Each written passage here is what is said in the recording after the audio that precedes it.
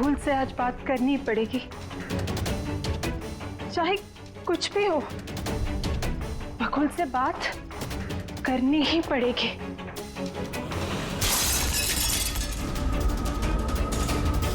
घर में तो कोई नहीं है, ये आवाज कैसे?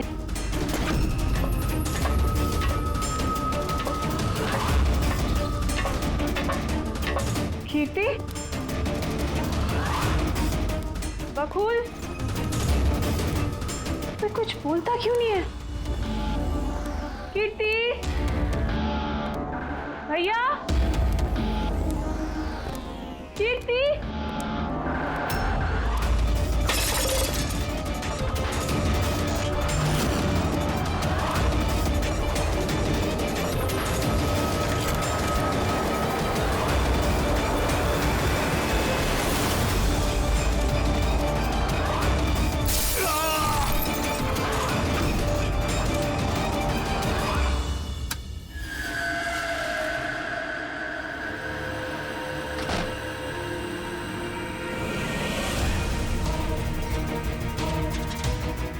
भैया का सूटकेस? भैया बैंगलोर नहीं गए क्या?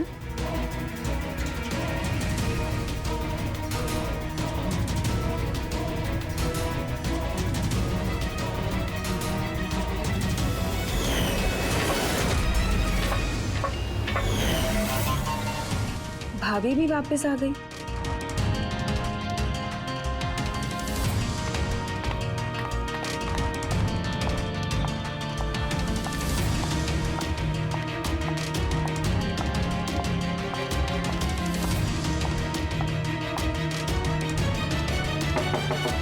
भैया, बकुल भैया, भैया आप बैंगलोर नहीं गए क्या? भाभी,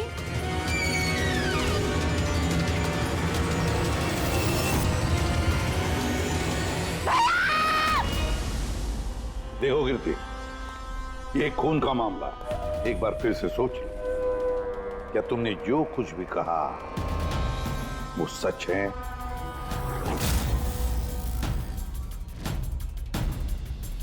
सर, हमें नहीं लगता है कि ये बात सच है। आपके लगने या ना लगने से कोई फर्क नहीं पड़ता।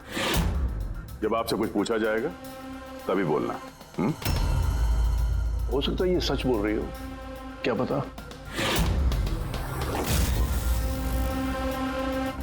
मैं पागल नहीं हूँ, मैं होश में हूँ। मैं कह रही हूँ ना आपको कि आशिका भाभी ने खुद ही बोला है कि उन्होंने बकुल भैया का खून किया है। भाभी! भाभी! भैया! आशिका भाभी! भाभी! भाभी! भाभी! भाभी! भाभी का कौन? भाभी! भाभी! भाभी! ये सब हुआ कैसे? किसने किया ये सब? भाभी! मर गया बकुल, किस्सा खत्म। हाँ, मार दिया, सब खत्म, मार दिया। सिर्फ मार दिया ये कहने से साबित नहीं हो जाता कि उसी ने बकुल को मारा है। ये भी हो सकता है कि वो कुछ और बोलना चाहती है। हाँ?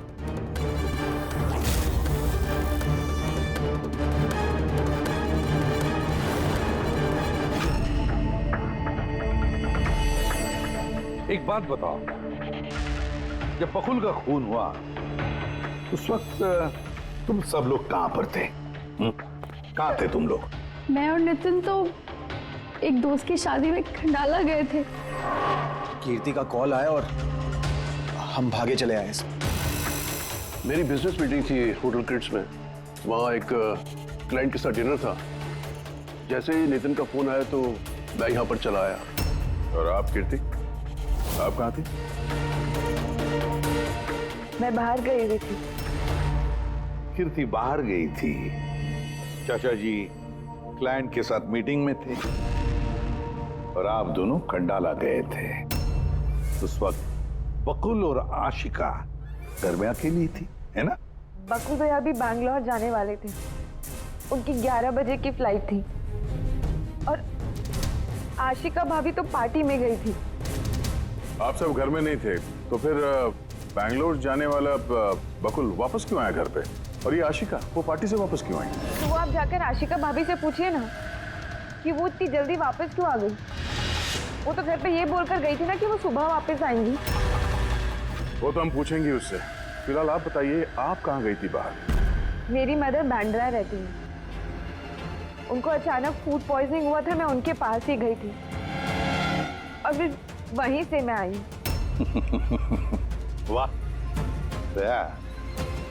हर एक के पास एक्सप्लेनेशन है कि बकुल के खून के वक्त मैं यहां था, मैं वहां थी, मैं वहां गया था। सबके पास एक्सप्लेनेशन है, लेकिन आप सब लोग एक बात अच्छी तरह से याद रखना, हम सीआईडी वालों से सच ज्यादा देर तक छुपता नहीं, सामने आकर ही रहता है।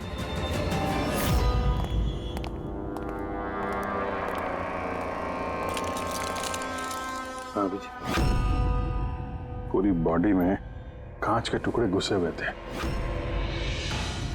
सर, और लुमिनॉल टेस्ट भी किया सर। यहाँ पे जो खून है, इसके अलावा कहीं भी खून नहीं है। एक काम करो, घर की अच्छी तरह से तलाशी लो, देखो कोई ना कोई सबूत जरूर मिलेगा, है ना?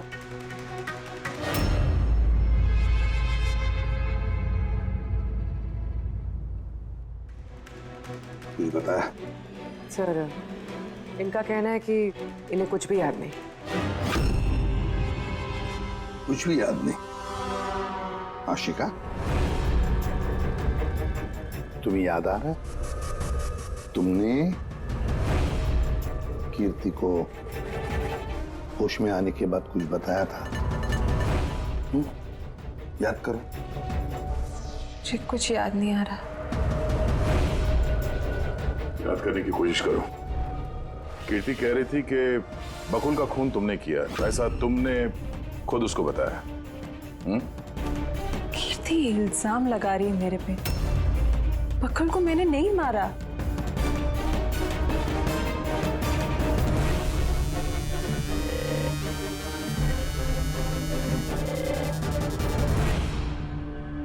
सर, कहीं ये याददाश्त जाने की एक्टिंग तो नहीं कर रही है? हो सकता है, क्योंकि बकुल यहाँ कमरे में खून से लथपथ पड़ा है और इसके सर पे थोड़ा सा निशान है, बस। बेहोश हुई कैसे? वही तो, इससे सच उगलवाना पड़ेगा। कैसे उगलवाएंगे सर?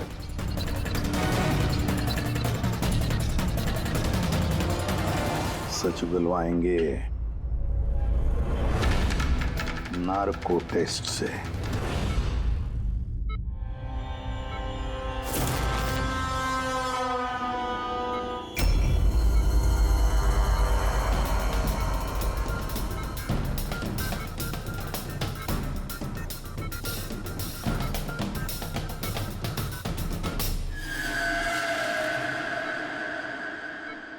अप्रैल की रात को जब आप पार्टी से घर लौटी तो क्या हुआ था? मैं घर में घुसी, बकुल चिल्ला रहा है। फिर क्या हुआ? फिर मैं रूम में गई देखने के लिए। क्या देखा आपने? मैंने देखा कि जैसे ही मैं अंदर गई तो मैंने देखा बकुल वहाँ पे है, उसकी पीठ से खून निकल रहा था। मैंने वहीं पर एक लड़की की लाश पड़ी हुई देखी। मुझे गुस्सा आया और मैंने वहाँ पड़ा एक कांच को उठाया।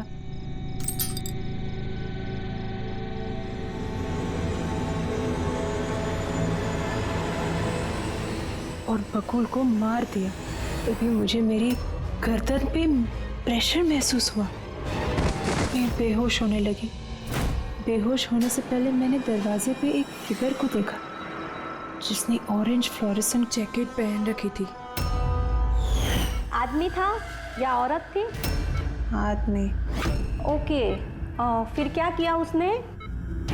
वो मेरे पास आ रहा है, शायद मुझे मारना चाहता है। अच्छा आशिका, तुमने वहाँ किसी औरत की लाश को देखा था? हाँ, देखा था। औरत की लाश? वहां पर तो हमें किसी औरत की लाश नहीं मिली। हम तो बकुल के मर्डर की जांच कर रहे हैं। अब ये नया केस कहां से आ गया?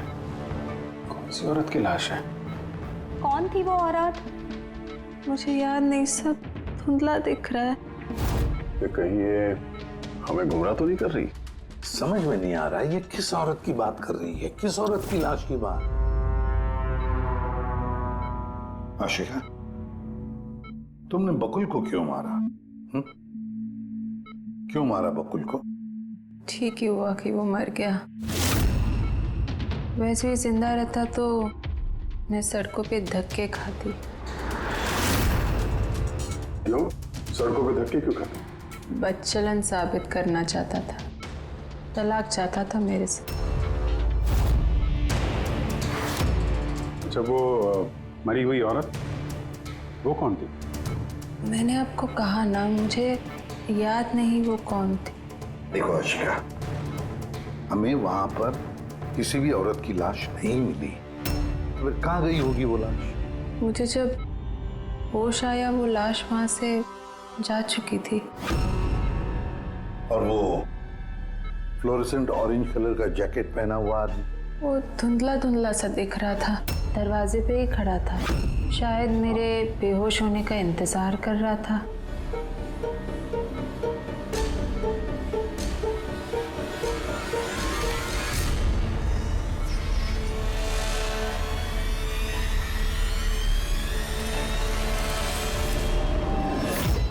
अभी तो आशिका वही बोल रही है जो उसे अच्छा लगता है, मगर टेस्ट में उसने सब कुछ सच सच बोला है।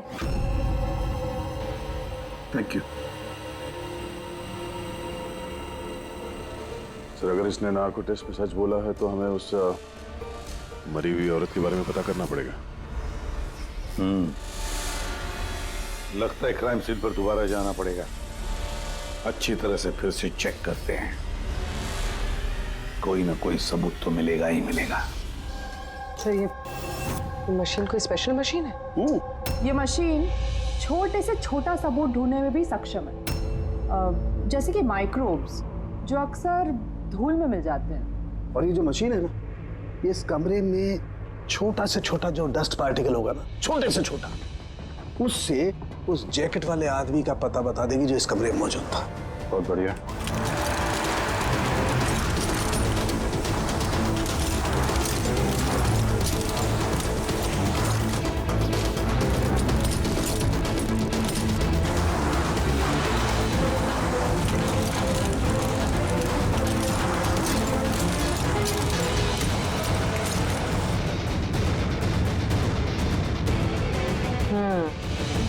ये देखिए, जो हमारी नजरों से बच गया वो इस मशीन ने ढूंढ निकाला।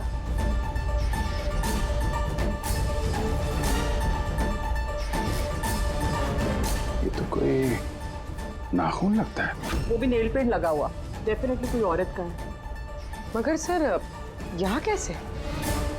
शायद भागा दौड़ी हाथापाई में किसी चीज से ठोकर लगी होगी और नाखून यहाँ पे रह गया। घर वालों का पता करो, इनमें से तो किसी का नहीं।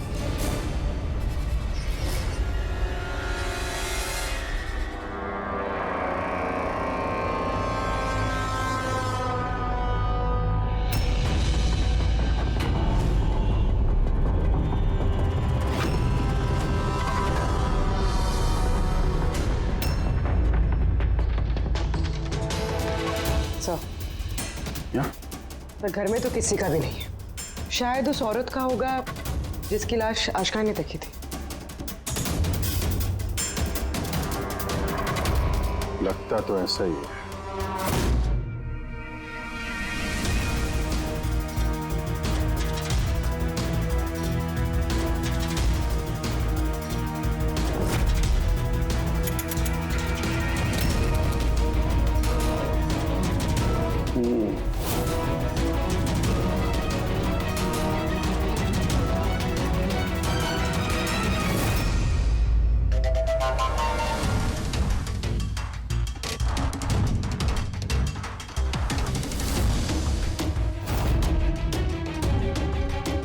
जगह पे हाथ है तरीका। राइट। क्या पता चला इस नाखून का किसका है ये? सर, इन नाखून का डीएनए किसी भी फैमिली मेंबर से मैच नहीं हुआ। लेकिन एक बात पता चली बस, ये नाखून जिस किसी का भी है वो एक औरत है और उसकी उम्र 20 से 25 साल है। 20 से 25 साल की औरत। और एक बात,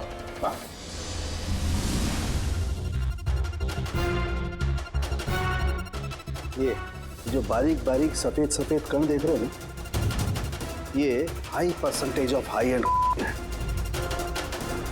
नाखून में सुनिए, कोई औरत ड्रग एडिक्ट भी है?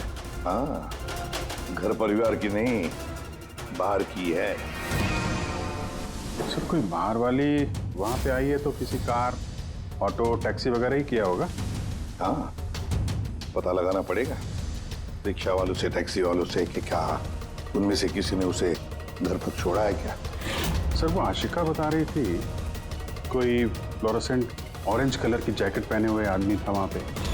बेहोश होने से पहले मैंने दरवाजे पे एक फिगर को देखा जिसने ऑरेंज फ्लोरेसेंट जैकेट पहन रखी थी। वो कौन है, कहाँ से आया, कहाँ गायब हो गया, उसके बारे में भी पता लगाना पड़ेगा। और सर जितने ड्रग पेडलर्स हैं उनसे भी पता करना पड़ेगा कि कितनी औरतें ये हाई एंड लेती हैं। अभिजीत, एक काम करो, रिक्शा वालों से, टैक्सी वालों से पता लगाओ क्या किसी ने इस औरत को घर पर छोड़ा था क्या, और मिसिंग पर्सन रिपोर्ट भी चेक करो। बताया जाओ, शहर में जितने भी ड्रग पेडलर्स हैं ना, सबसे जाकर पूछताछ करो। देखो क्या वो किसी ऐसी औरत को जानते हैं जो हाई क्वालिटी इस्तेमाल करती है, और हम जाकर उन घर वालों से मिलते हैं, देखते हैं क्या कर रहे थे, कहाँ गए थे इस हादसे के वक्त।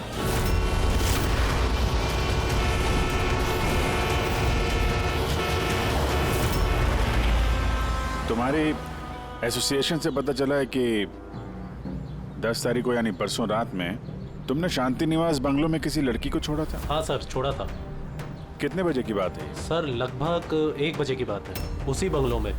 सर बहुत नशे में थी वो और बार बार अपने हस्बैंड को गाली दे रही थी। अच्छा जी सर।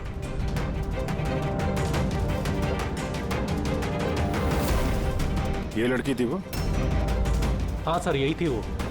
वहाँ बंगलों के आसपास कुछ गड़बड़ लगी क्या? नहीं सर, गड़बड़ तो कुछ नहीं लगी, सब कुछ नॉर्मल ही था। और एक कार खड़ी थी, एक बाइक, और सर एक गार्बेज वैन भी था।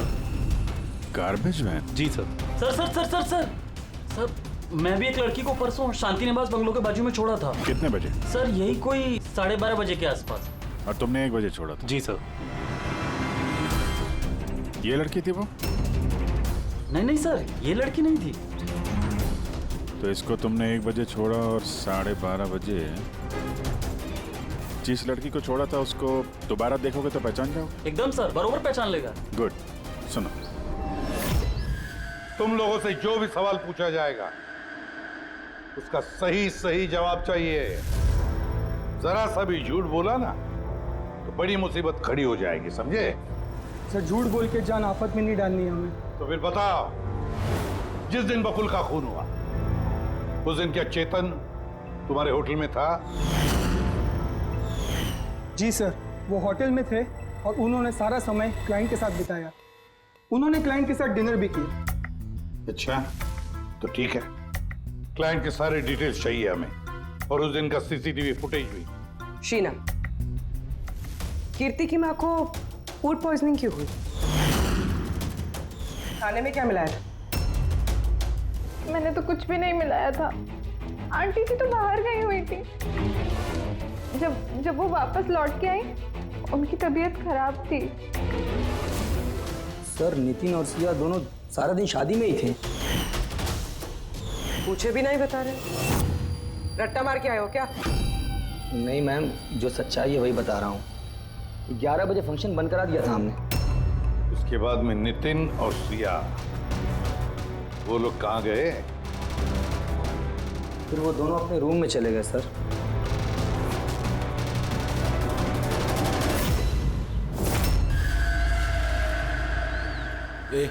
ये माल किधर मिलेगा?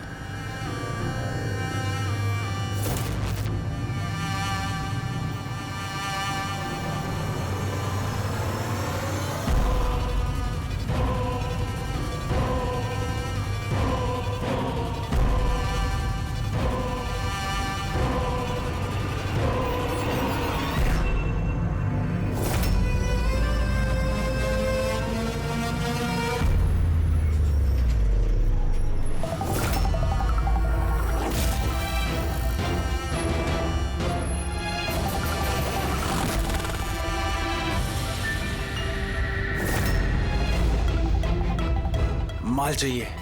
मिलेगा।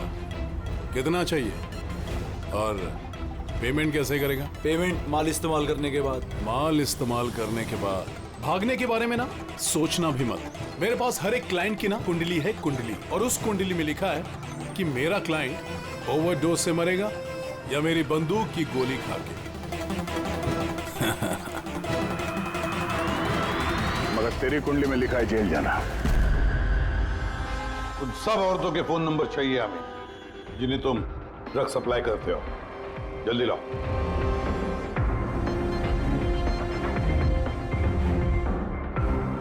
बोलो, देखो जरा कॉल करके देखो इन सारे नंबर्स पर। देखो कोई गायब तो नहीं है।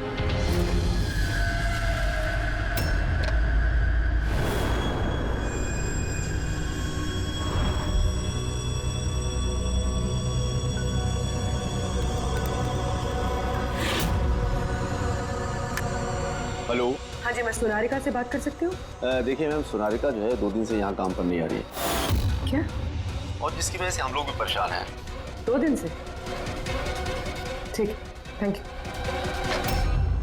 सर, सर डायरी में जो फोटोज थी उनमें से ये वाली लड़की गायब है। इसका नाम सोनारिका है और ये एक बार में काम करती है। 2 दिनों से गायब है। ये सोनारिका, ये तुम्हारी क्लाइंट है? हाँ सर। इसी लड़की को छोड़ा था तुमने? हाँ सर, यही थी, यही थी। आशिका ने इसी को देखा होगा। तो उनके परिवार वालों को अंदर देख रहा हूं। जरा ध्यान से देखिए ये फोटो। ये वो लड़की है जिसकी लाश आपके घर से मिली थी। आप लोग जानते हैं सर? हाँ? नहीं सर।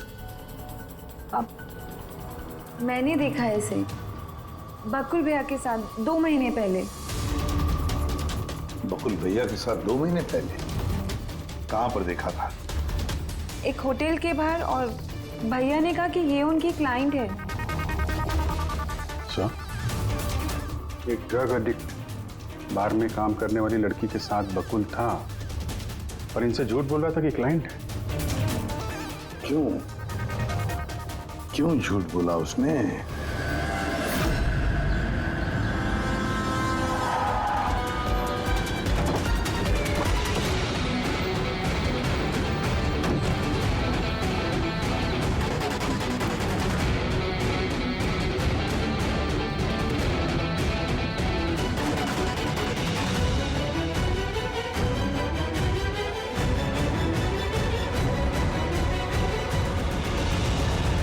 ये सोनारिका यहीं पे काम करती थी ना? जी हाँ, यहीं काम करती है। आप लोग कौन? सीआईडी। सोनारिका का खून हो गया। क्या? इसीलिए वो 2 रात से यहाँ काम पर नहीं आ रही है। हाँ, मगर हमें उसकी लाश नहीं मिली है। और इसके साथ साथ ये बकुल नाम का आदमी है, इसका भी खून हुआ। हम ये जानना चाहते हैं कि सोनारिका का इस बकुल के साथ क्या संबंध है? संबंध के बारे में तो नहीं पता, लेकिन हाँ, ये आदमी कभी कभी हमारे बारे में सोनारिका को लेने आता था। फिलहाल आपको इसके बारे में ज्यादा जानकारी तेजी ही दे सकती है साहब। ये तेजी कौन है? सर, ये है तेजी। तेजी, सोनारिका तुम्हारी दोस्त थी। ये बताओ कि इस आदमी के साथ सोनारिका का क्या संबंध है? सर, सोनारिका का बकुल के साथ अफेयर चल रहा था। बकुल उसके सारे रईसों वाले खर्चे उठाता था, पर उसको हमेशा बकुल से कुछ ना कुछ शिकायतें रहती थी। कैसी शिकायत रहती थी? वो कहती थी कि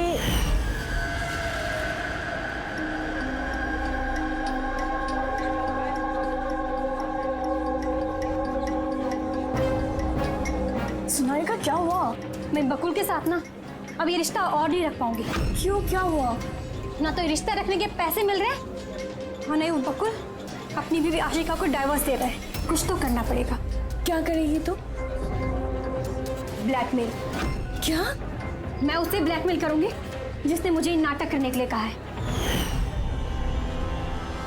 तो कोई सोनारिका को पैसे दे रहा था बकुल के साथ प्यार का नाटक करने के लिए।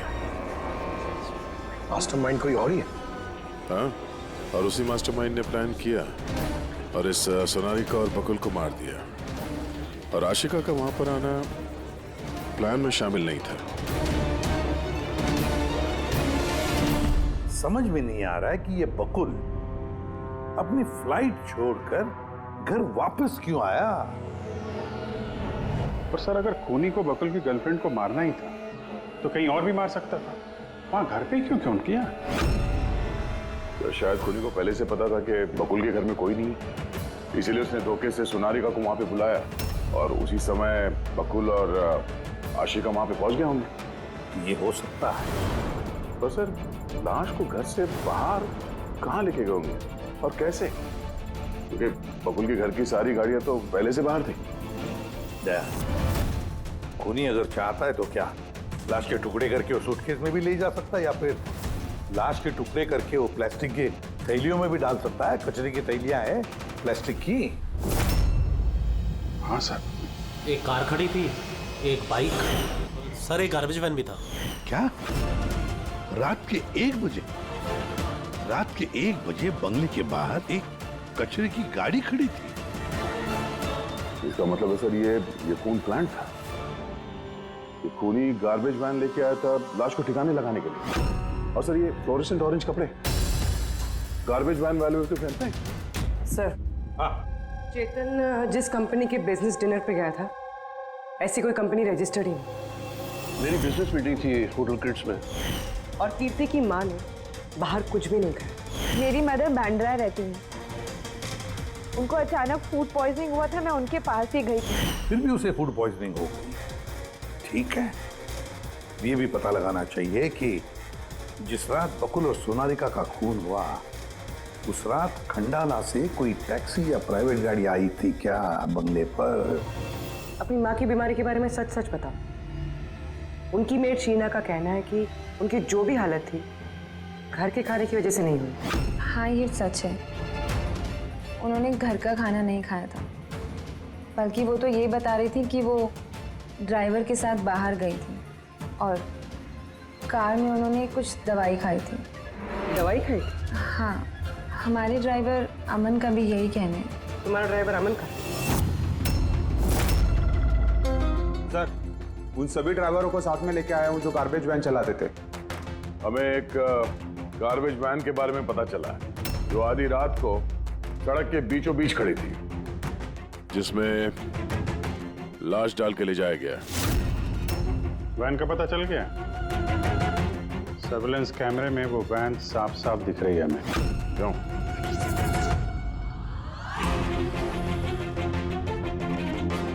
तुम हो ना उस वैन के ड्राइवर? नहीं सर, मुझे कुछ नहीं पता। मेरा भाई लेकर गया था सर उस वैन को। अब वो उसे कहाँ लेकर गया था और क्यों लेकर गया था, मुझे कुछ नहीं बताया सर उसने। फोन लगा उसको? जी सर।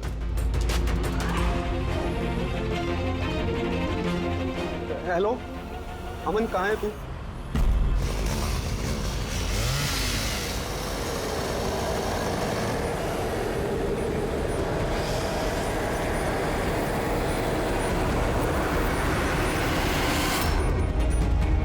क्या भाई, कैसा है?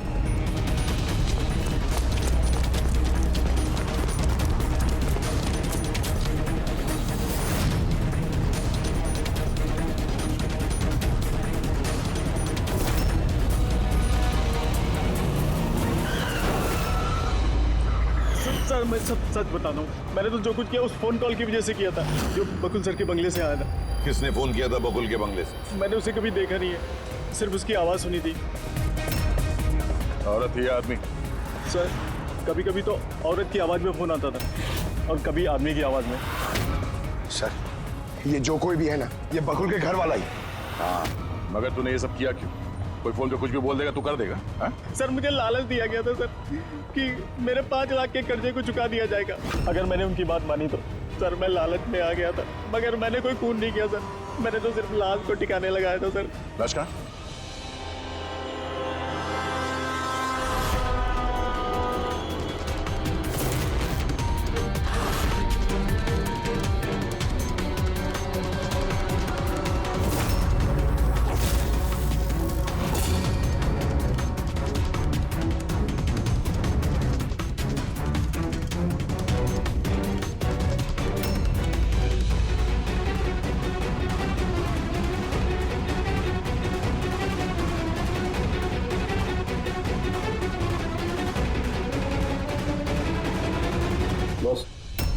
इस लड़की का गला घोटा गया है, शायद इसी से इसकी मौत हुई है। तो इसीलिए सोनारिका की खून का कोई भी निशान नहीं था क्राइम सीन पर। और उसके पैर के अंगूठे का नाखून भी उखड़ा हुआ है।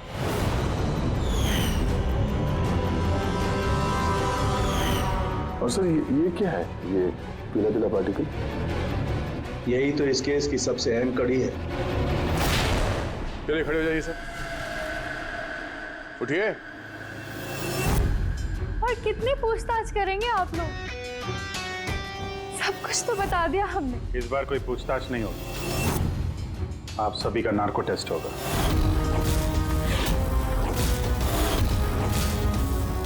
नार्को टेस्ट क्यों पर? क्योंकि आप में से कोई है जो सच नहीं बोल रहा।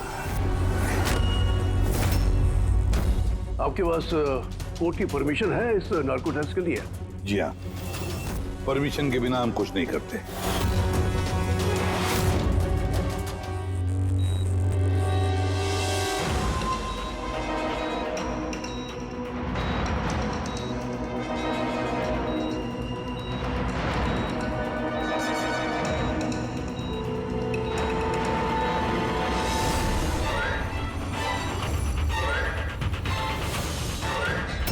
नींद आ रही है? जो मैं आपको बोलूंगी उसका सही सही उत्तर दीजिएगा, ठीक है? सोनारिका को जानती हो?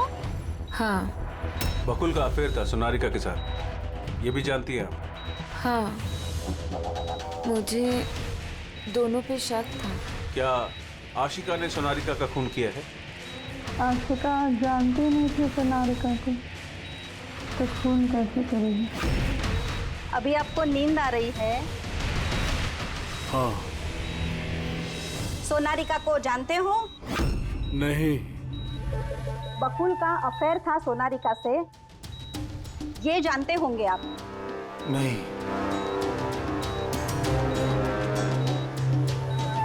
क्या आशिका ने सोनारिका का खून किया है?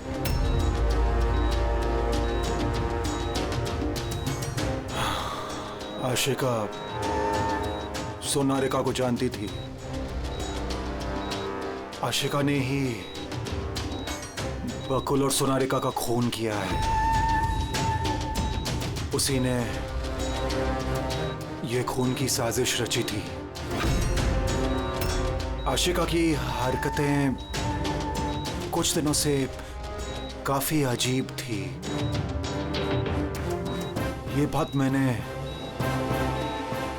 बकुल को बताई थी।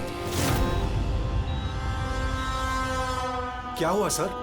हुआ कुछ नहीं नितिन, सिर्फ इतना बताना था कि ट्रुथ सीरम के असर से इंसान सिर्फ उतना ही बताता है जितना उसे पूछा जाता है, ज्यादा कुछ नहीं बताता। अब बात यह है कि इंसान का दिमाग अपना मेमोरी शेयर करता है पर ओपिनियन नहीं देता, जैसे तुमने अभी दिया। अब सारी असलियत फटाफट बता दे, वरना असली वाला सीरम देना पड़ेगा तुझे। असली ट्रूथ सीरम मतलब ये कि हमने जो सीरम दिया था वो ट्रुथ सीरम नहीं था, ग्लूकोज का इंजेक्शन था। व्हाट? शक तो हमें तुम पे पहले से ही था, लेकिन सारी सच्चाई तुम्हारे मुंह से सुनना चाहते थे। नितिन, सब कुछ तुमने बड़ी सफाई से, बड़ी चालाकी से किया था, लेकिन सोनारिका के चेहरे पर जो हल्दी लगी थी ना, उसने तुम्हें पकड़वा दिया। वही हल्दी जो शादी के वक्त तुम्हारे हाथ में लगी थी। ये पीला पीला पार्टिकल दरअसल हल्दी है, और इस हल्दी में आटा और तेल भी मिला हुआ। आटा, तेल, हल्दी? चेहरे पे हल्दी नहीं है, सिर्फ यहाँ कदम के पास। कहाँ से आई होगी ये हल्दी? सर सिया बता रही थी कि वो लोग खंडाला गए थे शादी के लिए, और वहां पे हल्दी के रस्म में शामिल भी हुए थे वो लोग। बकुल 500 करोड़ का एम्पायर चला रहा था, वो एम्पायर जो मैंने सेटअप किया था, लेकिन वो मुझे ही उस एम्पायर से बेदखल करने की फिराक में था। तो फिर उससे बात करते थे, उससे समझाते थे। बात करने की कोशिश की थी सर, कई बार कोशिश की थी, लेकिन वो सुनता तब ना। भाई था वो मेरा, मैं नहीं मारना चाहता था उसे, लेकिन पूरा एम्पायर अपने नाम पे करवाना चाहता था। इसीलिए फिर मैंने भी एक प्लान बनाया। क्या प्लान बनाया? बकुल और आशिका के आए दिन झगड़े होते रहते थे। वो आशिका को छोड़ना चाहता था। मैंने सोनारिका को पैसों का लालच दिया और उससे कहा कि बकुल से झूठ मूठ का प्यार का नाटक करे और एक दिन आगे जाके उससे शादी भी करे। दरअसल मैं सोनारिका के जरिए अपना एम्पायर हासिल करना चाहता था। मगर उसे क्यों मान दिया? वो तो तुम्हारा साथ दे रही थी। शुरू में सर, लेकिन बाद में उसने मुझे ब्लैकमेल करना शुरू कर दिया। और इसलिए तुमने सोनारिका को धोखे से घर बुला लिया। हाँ सर। उस रात मैंने ऐसी सिचुएशन क्रिएट की जिससे कि सब लोग घर से बाहर रहे। मैं भी सिया के साथ खंडाला चला गया और जैसे ही सिया ने दवाई ली और सो गई, मैं फौरन टैक्सी पकड़कर यहां आ गया और अमन को बुला लिया। सोनारिका के घर पहुंचते ही, देखो सोनारिका, मेरी बात समझने की कोशिश करो। अगर बीच रास्ते में तुमने मेरा साथ छोड़ दिया तो मेरा पूरा प्लान चौपट हो जाएगा। हो जाए प्लान चौपट, मुझे कोई फर्क नहीं पड़ता। और वैसे भी मुझे उस बकुल में कोई इंटरेस्ट नहीं है और ना ही मैं उससे प्यार करती हूँ और ना ही मैं उससे शादी करना चाहती हूँ।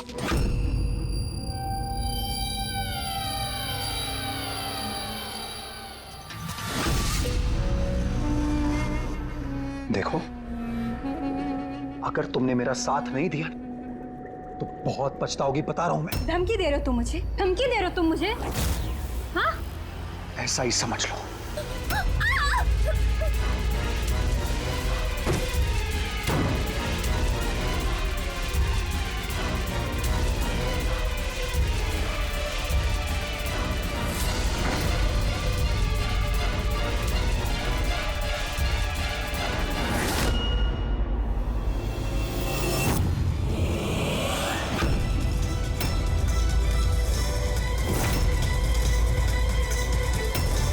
भैया, बकुल, ये क्या किया आपने? ये सोनारिका मुझे फंसाना चाहती थी। मैं पुलिस को बुलाऊंगा। बकुल, बकुल, बकुल। बकुल!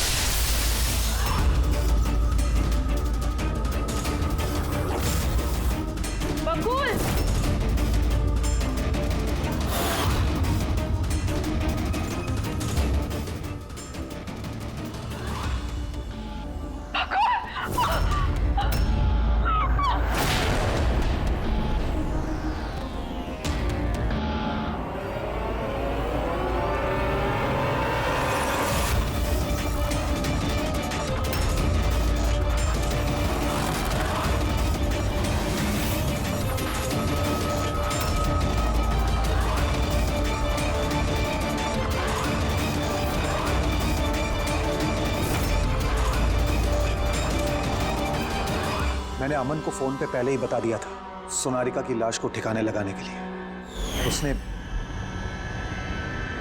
उसने बिल्कुल वैसा ही किया। पैसों की लालच ने तुम्हें इतना अंधा बना दिया कि तुम अपना सगा रिश्ता भी भूल गए, अपने भाई की जान ले ली और तो और अपनी साथी सोनारिका को भी मार डाला। कानून तुम्हें कभी माफ नहीं करेगा। कड़ी से कड़ी सजा होगी, शायद फांसी। For more updates, subscribe to our channel, click the show links and enjoy watching the videos.